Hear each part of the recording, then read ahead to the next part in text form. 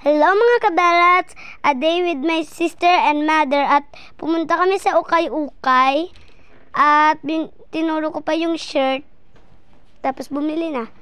And lumabas na kami kaagad at pumunta kami sa 1688 at pumunta din sa Ukay-Ukay at napili na nga si mother ng short niya. At ito yung kapatid ko, lamang cute-cute nang hindi naman cute. At pumunta naman kami sa Robinson. Lakad, lumakad ng lumakad. Andito na kami sa Robinson, papasok na. At lakad, lumakad ng lumakad. Andito na kami, papasok na. Let's go, guys!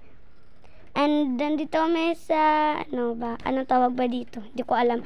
Nilapitan ko hanggang sa diwata nakita ko. Bye guys, thank you for watching. Bye-bye mga Belats followers. Bye-bye!